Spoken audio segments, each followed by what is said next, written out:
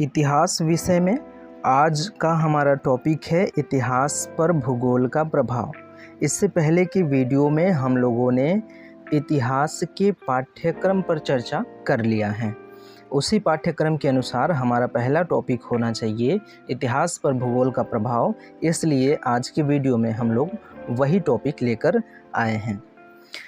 तो देखिए इतिहास पर भूगोल का प्रभाव किस प्रकार से पड़ता है।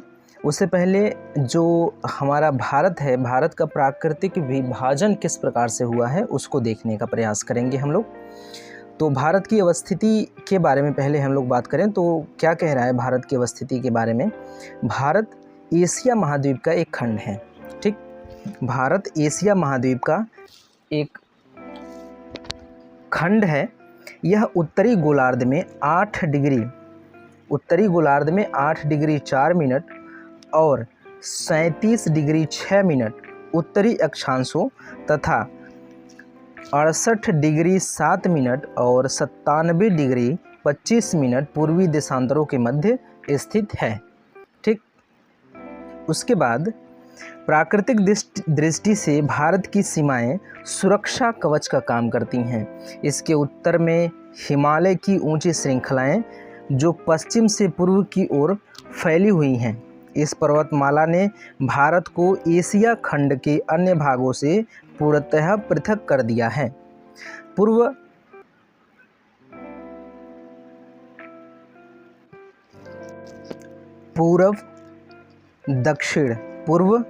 दक्षिण तथा पश्चिम में यह समुद्र द्वारा घिरा हुआ है, ठीक। उसके बाद है दक्षिण में गहरा हिंद महासागर, पश्चिम में अरब सागर और पूर्व में बंगाल की खाड़ी अवस्थित है। तो ये है भारत की अवस्थिति के बारे में कुछ जानकारी। इसमें क्या है कि पूर्व दक्षिण तथा पश्चिम में समुद्र द्वारा घिरा हुआ है, दक्षिण में गहरा हिंद महासागर है, पश्चिम में अरब सागर तथा पूर्व में बंगाल की खाड़ी फैली हुई है। अतः तीन ओर से भारत का विश्व के अन्य देशों के साथ प्राकृतिक संबंध नहीं है। इस प्रकार प्रकृति ने भारत को एक विशाल दुर्ग के समान बनाया है जो पर्वत श्रृंखलाओं और समुद्र से घिरा हुआ है। तो इस चीज़ को एक बार थोड़ा सा हम लोग मैप पर देखने का प्रयास करें तो ये देख रहे हैं जो आप, ये 37 डिग्री 6 मिनट, ये 37 डिग्री 6 मिनट दिख रहा है आपको, और 8 डिग्री 4 मिनट। तो 8 डिग्री 4 मिनट से 37 डिग्री 6 मिनट तक 6 मिनट का इसका उत्तरी अक्षांश और 68 डिग्री 7 मिनट और 97 डिग्री 25 मिनट। तो 68 डिग्री 7 मिनट और 97 डिग्री 25 मिनट इसका देशांतरी विस्तार है। इस प्रकार से इसका विस्तार देखने को मिल रहा है। अगर अक्षांशी विस्तार की बात करें तो इस तरह से जो रेखाएं खींची जाती हैं, काल्पनिक रेखाएं होती हैं ग्लोब पर, वो अक्षांश रेखाएं होती हैं।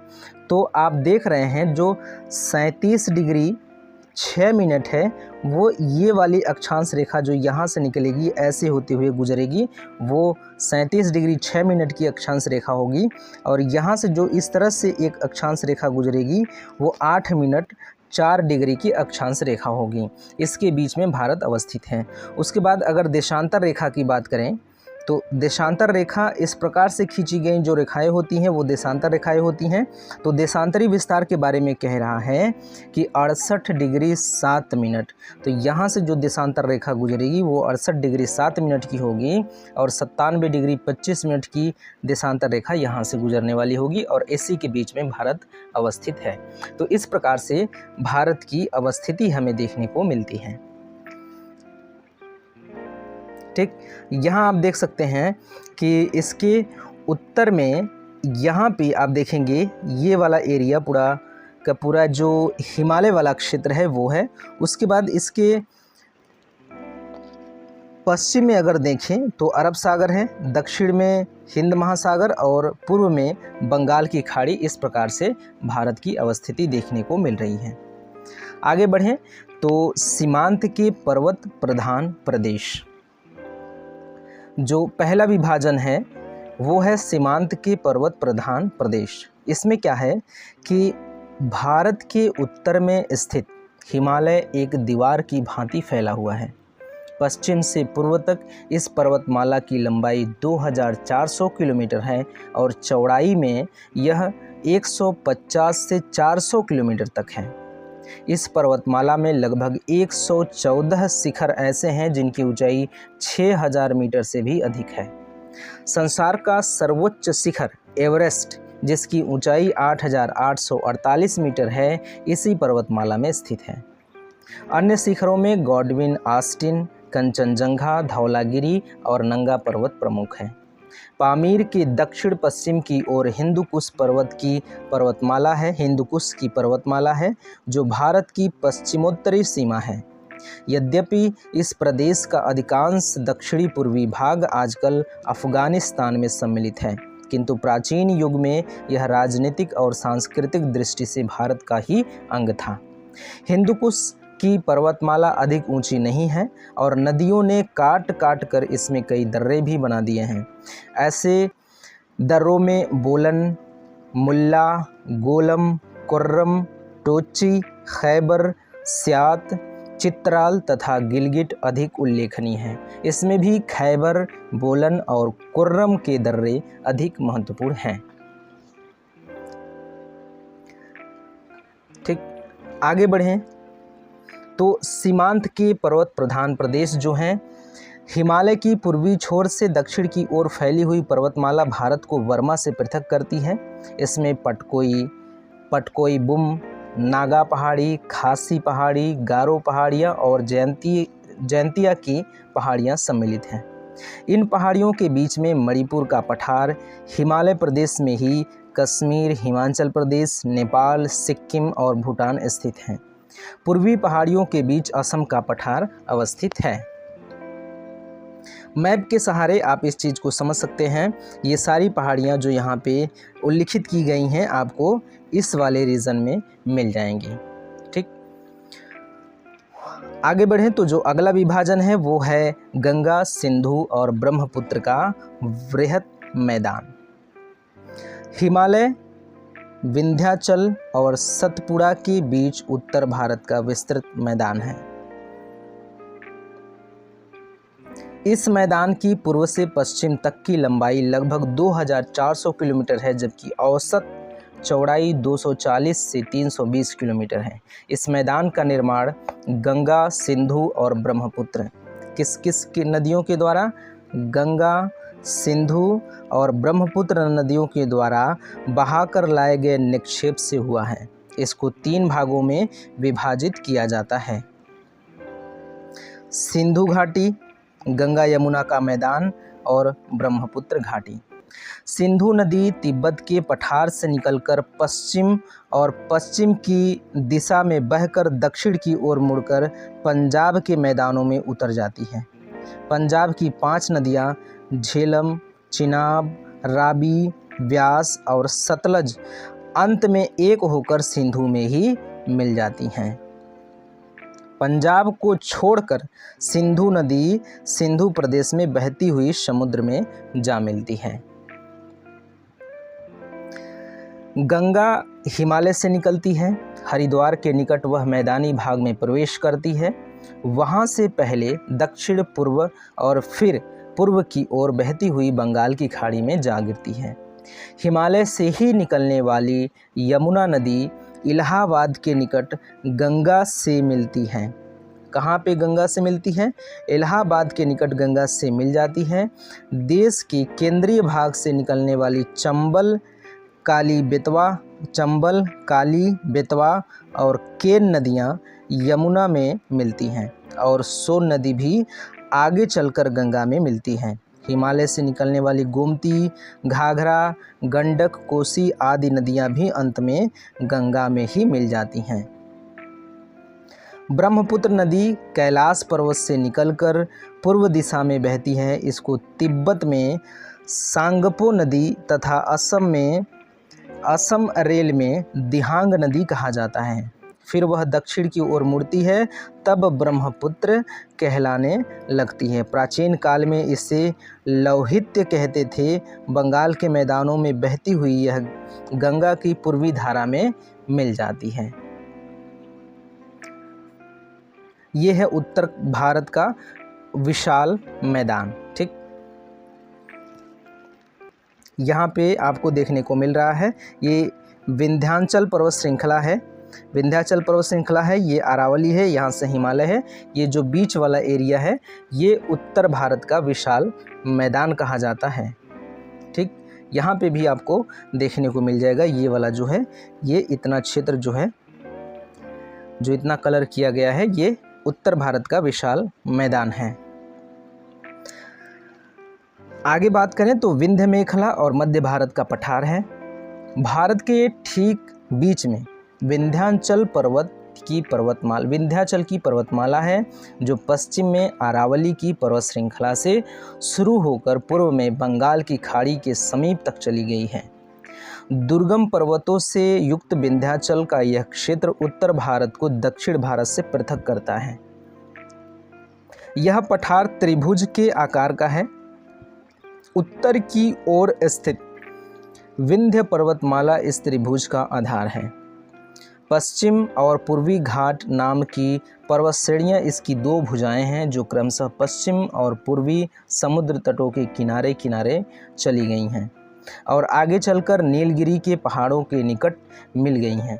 विंध्याचल के उत्तर पश्चिम में मालवा का पठार है, जिसके पश्चिम की ओर अरावली पर्वत है। विंध्य मेखला और मध्य भारत के पठार से अनेक नदियां निकलकर उत्तर की ओर चली गई हैं और आगे चलकर गंगा में मिल गई हैं। चंबल, सिंध, पंजाब की नहीं, बेतवा, केन और सोन नदियां इसमें मुख्य हैं।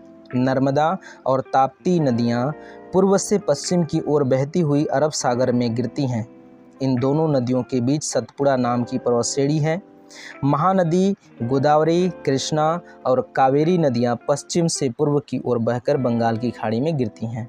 इनमें तथा उत्तर भारत की नदियों में एक मुख्य अंतर यह है कि इन नदियों को जल केवल मानसून से मिलता है, इसलिए ग्रीष्म ऋतु में इनमें जल की भारी कमी हो जाती है।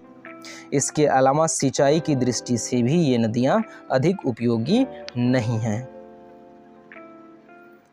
दक्षिण भारत की बात करें तो भारत का दक्षिणी क्षेत्र आकार में एक त्रिभुज के समान है। इसके दोनों ओर समुद्र और एक ओर विंध्याचल की पर्वतमाला है। विंध्याचल की दो भुजाएं दक्षिण भारत के समुद्र तट के साथ कुछ अंतर छोड़कर दक्षिण की ओर चली गई हैं, जो क्रमशः पूर्वी घाट और पश्चिमी घाट कहलाती हैं। पश्चिमी घाट को सह्याद्री पर्वत भी कहते हैं। सह्याद्री पर्वतमाला और समुद्र के बीच में जो समतल मैदान है वह चौड़ाई में बहुत कम है। इसके उत्तरी भाग को कोंकण और दक्षिणी भाग को केरल व मालाबार कहते हैं। पश्चिमी घाट की ऊंची पर्वतमालाएं पूर्व की ओर ऊंचाई में कम होती जाती हैं और इसके कारण कोंकण एवं केरल से पूर्व की तरफ का दक्षिणी भाग एक पठार के समान, जिसके उत्तरी भाग को भी महाराष्ट्र और दक्षिणी भाग को कर्नाटक कहते हैं। पश्चिमी घाट के समान पूर्वी घाट की पर्वतमाला भी समुद्र तट से कुछ हटकर उत्तर से दक्षिण की ओर चली गई है। इस क्षेत्र का सबसे ऊपर का भाग कलिंग, बीच का भाग आंध्र प्रदेश और निचला भाग चोल मंडल या कोरोमंडल कहलाता है। ये तीनों प्रदेश बहुत उपजाऊ हैं और इनमें वर्षा भी प्रचुर मात्रा में होती है। अब हम लोग बात करेंगे हिमालय प्रदेश तथा उसका प्रभाव। हिमालय प्रदेश और इतिहास पर उसका पड़ने वाला प्रभाव। हिमालय पर्वत ने सदैव एक सुदृढ़ दुर्ग का कार्य किया है। इसने एक प्रबल प्रहरी तथा संरक्षक की भूमिका निभाई है। हिमालय प्रदेश ने हमारे आर्थिक जीवन को भी बड़ा प्रभावित किया है। यदि हिमालय की विशाल पर्वतमालाएं उत्तर में न होती तो हमारा देश उत्तर की शीत तथा शुष्क हवाओं के कारण निर्धन एवं निर्जन बन जाता और इसका इतिहास एक मरुस्थल का इतिहास होता। इसने मानसूनी हवाओं को रोककर वर्षा कराकर नदियों का उद्गम स्थल बनकर उनके द्वारा लाई हुई मिट्टी और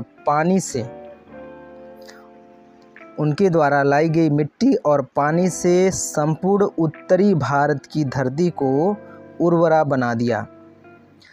अपने प्रचुर खनिज पदार्थों, वन तथा जीव संपदा द्वारा इसने देश की आर्थिक उन्नति में बड़ा योगदान दिया है। आधुनिक युग में उसकी नदियों के जल प्रपातों से उत्पन्न विद्युत शक्ति का उपयोग विकास कार्यों में किया जा रहा है। हिमालय प्रदेश के उत्तरी भाग हमारे सामाजिक एवं सांस्कृतिक जीवन पर भी गहरा प्रभाव पड़ा है। हिमालय प्रदेश के उत्तरी भाग का हमारे सामाजिक एवं सांस्कृतिक जीवन पर भी गहरा प्रभाव पड़ा है। हिमालय प्रदेश में अनेक दर्शनीय, रम्य एवं स्वास्थ्यवर्धक स्थान हैं। इन प्रदेश में उपलब्ध जड़ी बूटियां अनेक रोगों के निवारण में सहायक होती हैं।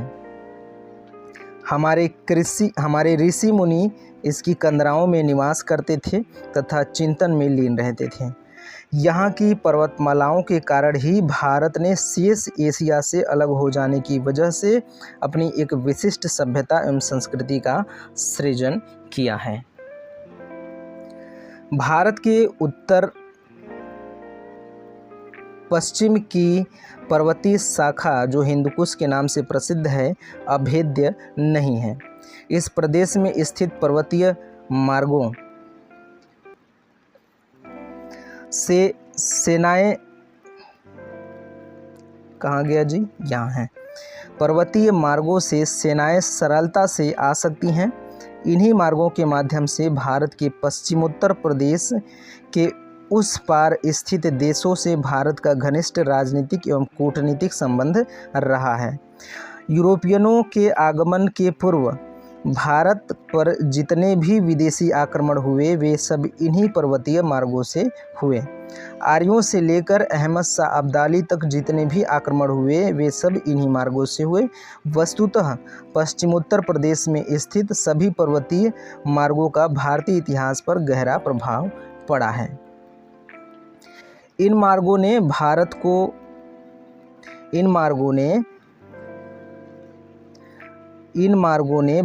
को विभिन्न प्रजातियों, धर्मावलंबियों तथा भाषियों के संपर्क में ला दिया, जिससे हमारे देश में नए धर्म, नई भावनाएं और नए रीति रिवाजों का प्रवेश हुआ। फलस्वरूप भारत भिन्न भिन्न जातियों, धर्मों, भाषाओं तथा सामाजिक रीति रिवाजों का अजाय घर बन गया।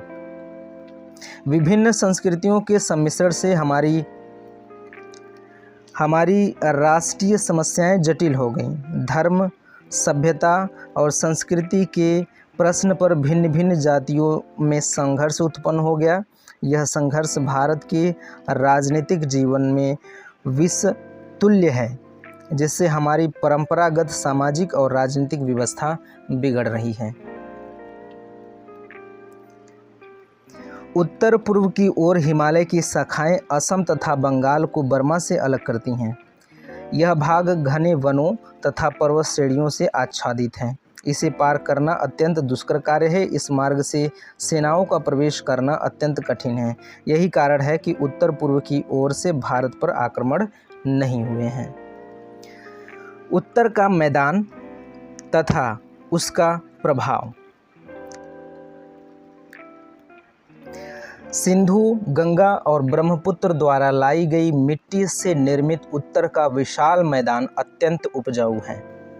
इस विशाल मैदान को 3 भागों में विभाजित किया जा सकता है: पश्चिमी भाग, गंगा का मैदान और पूर्वी भाग। पश्चिमी भाग को सप्त सिंधु के नाम से भी संबोधित किया जाता था, क्योंकि यह प्रदेश उन दिनों 7 नदियों द्वारा सिंचित था।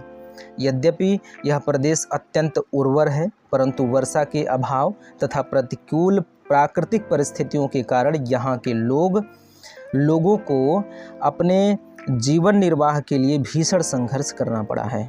इसके अलावा उन्हें उत्तर पश्चिम से आने वाले विदेशी आक्रांताओं का भी सामना करना पड़ा है। गंगा का मैदान गंगा तथा उसकी सहायक नदियों के निक्षेप से मिलकर बना है। इस मैदान में नदियों का जाल बिछा हुआ है, जिसके कारण यह क्षेत्र अत्यंत ही उर्वर तथा धन संपदा से परिपूर्ण था। मानसूनी प्रांत है। असम चाय के लिए तथा बंगाल चावल की पैदावार के लिए प्रसिद्ध है, किंतु यहाँ की प्रांत है। असम चाय के लिए तथा बंगाल चावल की पैदावार के लिए प्रसिद्ध है, किंतु यहाँ की जलवायु स्वास्थ्य के लिए हानिकारक है। इस मैदान की भौगोलिक परिस्थितियों के अनुकूल ही यहाँ के समाज का संगठन हुआ है। यहाँ के खान पान और वेशभूषा आदि पर भी इसका प्रभाव पड़ा है। हमारे धर्मशास्त्रों की रचना इसी मैदान में हुई है, जो आज भी हिंदू समाज को संचालित और नियंत्रित कर रहे हैं। जाति प्रथा एवं अस्पृश्यता का प्रादुर्भाव भी इसी मैदान में हुआ है। सिंधु, गंगा और ब्रह्मपुत्र द्वारा लाई गई मिट्टी से निर्मित उत्तर का विशाल मैदान अत्यंत उपजाऊ है।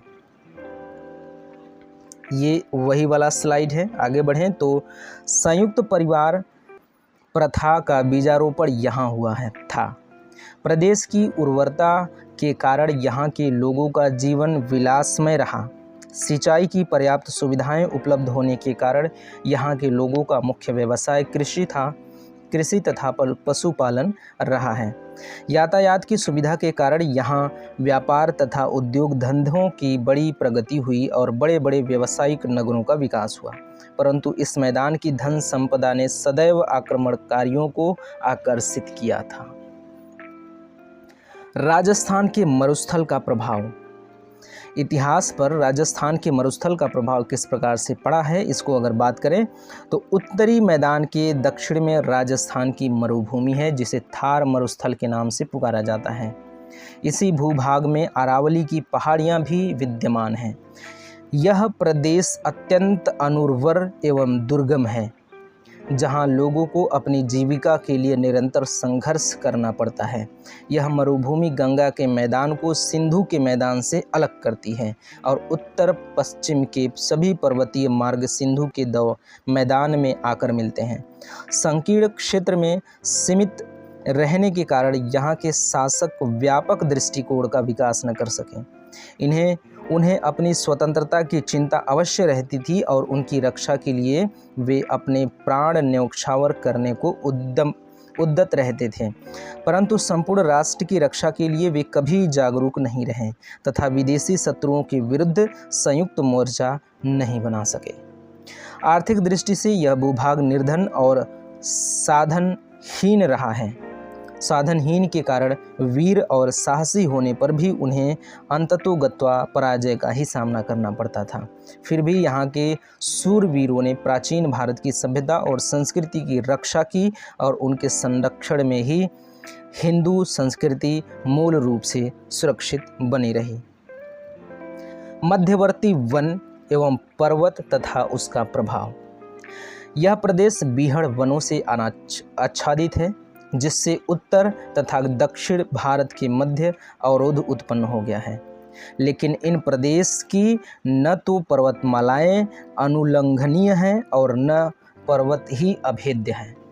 इन प्राकृतिक कठिनाइयों के कारण उत्तर से दक्षिण जाना बड़ा दुष्कर कार्य था। केवल समुद्र मार्ग से ही दक्षिण में प्रवेश किया जा सकता था, किंतु कालांतर में मार्गों की व्यवस्था करके लोगों ने दक्षिण में प्रवेश किया, जिससे दोनों में घनिष्ठ संपर्क स्थापित हुआ।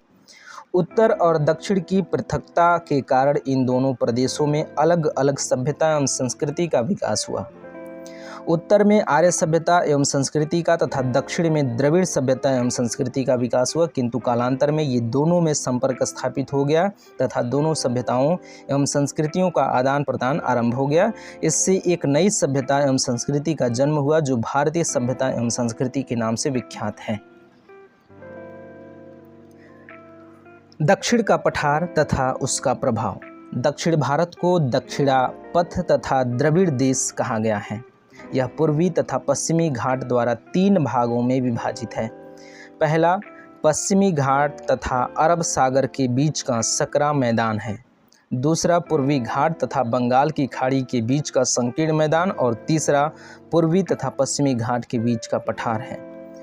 पश्चिमी घाट तथा अरब सागर के बीच का सकरा मैदान अत्यंत उपजाऊ क्षेत्र है। यहाँ पर पर्याप्त वर्षा होती है, अतः खेती बहुत अच्छी होती है। इस भाग में अनेक महत्वपूर्ण बंदरगाह हैं। कोचीन, सूरत और कालीकट के बंदरगाह प्राचीन काल में बहुत प्रसिद्ध थे तथा बेबीलोन, अरब और भूमध्य सागर के प्रदेशों के साथ व्यापार होता था। इसका उत्तरी भाग कोंकण तथा दक्षिणी भाग मालाबार कहलाता है। पूर्वी घाट तथा बंगाल की खाड़ी के बीच का भाग पश्चिमी घाट तथा अरब सागर के बीच स्थित मैदान से भी अधिक संकीर्ण है। इस भाग में महानदी, गोदावरी, कृष्णा तथा कावेरी नदियां बहती हैं, परंतु इन नदियों का प्रवाह इतना तेज है कि व्यावसायिक दृष्टि से इसमें जहाज नहीं चला सकते हैं। ये केवल राजनीतिक सीमाएं निर्धारित करती हैं। इस समुद्र तटीय मैदान का उत्तरीय भाग कर्नाटक और दक्षिणीय भाग कोरोमंडल तट कहलाता है। प्राचीन काल में इस तट पर कुछ अच्छे बंदरगाह थे, किंतु समय के साथ वे नष्ट हो गए। पूर्वी घाट तथा पश्चिमी घाट के बीच में दक्षिण का पठार है। यह क्षेत्र बिल्कुल अनुपजाऊ है, क्योंकि यहाँ वर्षा नाम मात्र की होती है, किंतु यहाँ की काली मिट्टी में कपास की खेती अच्छी होती है। अपनी भौगोलिक परिस्थितियों के अनुकूल यहाँ के लोगों ने नई युद्ध कला का प्रयोग यहाँ के लोगों ने किया था, जिसे गुरिल्ला युद्ध पद्धति कहा जाता है। सुदूर दक्षिण का भाग द्रविड़ देश कहलाता है। यह कृष्णा तथा तुंगभद्रा नदियों के दक्षिण में स्थित है। यद्यपि यह दक्षिण भारत के पठार से किसी प्राकृतिक सीमा द्वारा विभक्त नहीं है, किंतु यहाँ का इतिहास, सभ्यता एवं संस्कृति अलग है। द्रविड़ सभ्यता का विकास नहीं हुआ था। दक्षिण के पठारी प्रदेश का हमारे इतिहास पर गहरा प्रभाव पड़ा है। साधन संपन्न उत्तर भारत दक्षिण भारत से अधिक शक्तिशाली रहा है। उत्तर भारत के प्रायः सभी महत्वाकांक्षी सम्राटों ने दक्षिण पर अपना प्रभुत्व जमाने का प्रयास किया था और उसमें वे सफल भी रहे। प्राचीन काल में केवल पुलकेशिन द्वितीय ही भारत का ऐसा सम्राट था जिसने उत्तर के महान सम्राट हर्षवर्धन को पराजित किया था। अन्यथा दक्षिण के सदैव उत्तर भारत से अलग होने के कारण यहाँ के लोगों ने अलग सामाजिक जीवन का निर्माण किया। उत्तर भारत में यहाँ ब्राह्मण, क्षत्रिय, वैश्य और शूद्र 4 वर्ण थे। वहीं दक्षिण में केवल 2 ब्राह्मण वर्ण और शूद्र वर्ण पाए जाते हैं। दक्षिण में आश्रम व्यवस्था का भी अभाव रहा है। यहाँ की मिट्टी, खनिज तथा जलवायु के अनुकूल यहाँ के लोगों के व्यवसाय, खानपान, वेशभूषा तथा रीति रिवाज बन गए, जो उत्तर भारत से सर्वथा भिन्न है। दक्षिण में द्रविड़ सभ्यता और संस्कृति का विकास हुआ। नाग पूजा, लिंग पूजा, जादू टोनों में यहाँ के लोगों का अधिक विश्वास है। इस भूभाग में कन्नड़, तमिल, तेलुगु, मलयालम, मराठी आदि भाषाओं का विकास हुआ और उसमें भी साहित्य का सृजन हुआ। दक्षिण भारत पठारी प्रदेश होने के कारण खेती के लिए अधिक उपयुक्त नहीं है, परंतु समुद्र के अधिक निकट होने के कारण समुद्री व्यापार में यहाँ के लोगों की रुचि अधिक रही। यहाँ के लोग प्राचीन काल से ही विदेशों के साथ व्यापार करते आए हैं। इस भाग में मसालों की उपज होने के कारण विदेशी व्यापारी भी आते रहे हैं। भारत के प्रसिद्ध बंदरगाह इसी प्रदेश में स्थित होने के कारण यहाँ के लोगों का विदेशों से संबंध रहा है। व्यापारिक केंद्र होने के कारण तटीय प्रदेश में विभिन्न जातियों एवं धर्मों के लोग निवास करते हैं, जिससे यह भूभाग विभिन्न जातियों की सभ्यताओं एवं संस्कृतियों का संगम स्थल बन गया। सागर, द्वीप तथा उसका प्रभाव। भारत के 3 ओर अरब सागर, हिंद महासागर तथा बंगाल की खाड़ी विद्यमान है। इसमें बहुत से द्वीप तथा द्वीप समूह भी स्थित हैं। दक्षिण भारत के लोग व्यापार हेतु समुद्र पार कर बर्मा, मलाया, सुमात्रा, जावा तथा अन्य द्वीपों में जाया करते थे और व्यापार किया करते थे। दक्षिणी तथा पश्चिमी तट के लोग मिस्र, अरब तथा भूमध्य सागर के प्रदेशों में व्यापार करते थे। अंडमान निकोबार, श्रीलंका तथा मालदीव भारत के निकटवर्ती द्वीप हैं। भिन्न भिन्न भारतीय राजाओं ने इस पर शासन किया था। सागरों का राजनीतिक दृष्टि से बड़ा महत्व रहा। इन्होंने शताब्दियों तक भारत को बाह्य आक्रमणों से सुरक्षित रखा। इन द्वीपों के कारण ही दक्षिणी भारत के लोगों को जल यात्रा एवं सामुद्रिक व्यापार में रुचि हो गई। इन द्वीपों के साथ भारत की जो व्यावसायिक संबंध स्थापित हुए, उसी का परिणाम था कि उसके साथ भारत के सांस्कृतिक संबंध स्थापित हो गए और वहाँ हमारी सभ्यता एवं संस्कृति का प्रचार प्रसार हुआ, जिससे बृहत्तर भारत की स्थापना हो सके। इसी के परिणाम स्वरूप बौद्ध धर्म का प्रचार स्वर्ण भूमि, म्यांमार, सिंघल द्वीप अर्थात श्रीलंका तथा पूर्वी द्वीप समूहों में हुआ था। जलवायु तथा धरातल का प्रभाव। यद्यपि भारत की जलवायु मानसूनी है, तथापि इसके विभिन्न भागों में तापमान और वर्षा में बड़ी भिन्नता पाई जाती है। यद्यपि यहाँ पर शीत, उष्ण और शीतोष्ण तीनों प्रकार की जलवायु पाई जाती है, तथापि सामान्यतः यहाँ की जलवायु गर्म है तथा इसकी गणना गर्म देशों में की जाती है। जलवायु की भिन्नता ने हमारे इतिहास को गहरे रूप से प्रभावित किया है। मानसूनी जलवायु ने देश को भाग्यवादी बना दिया है। भारत का विकास मानसून के हाथ की कठपुतली बनकर रह गया है तथा अनावृष्टि एवं अतिवृष्टि से पीड़ित रहा है। देश के विभिन्न भागों में तापमान व वर्षा की भिन्नता के कारण उनकी उपज में बड़ा अंतर रहा है। सामान्यतः जलवायु गर्म होने के कारण लोगों में प्रायः शारीरिक दुर्बलता, आलस्य तथा अकर्मण्यता बनी रहती है। यही कारण है कि भारत ठंडे देशों के आक्रमणकारियों का सामना नहीं कर सका। यह ठीक है कि भारतीयों ने आक्रमणकारियों का बहादुरी के साथ सामना किया, किंतु अंत में उन्हें पराजय का ही सामना करना पड़ा। जलवायु और मिट्टी की विभिन्नता के कारण हमारे देश में प्राकृतिक सौंदर्य का प्राचुर्य रहा। प्राकृतिक सौंदर्य के कारण भारतीयों की प्रकृति दार्शनिक एवं साहित्यिक रही है। इसलिए भारतीयों को धर्म, दर्शन, कला तथा साहित्य में अभूतपूर्व सफलता प्राप्त हुई थी। चूँकि अपनी जीविका के लिए उन्हें प्रकृति से संघर्ष करना पड़ता था, अतः उसमें प्रकृति के रहस्यों को जानने की जिज्ञासा और प्रवृत्ति बन सके। धरातल और मिट्टी की विभिन्नता ने भी हमारे सामाजिक एवं आर्थिक जीवन को प्रभावित किया है।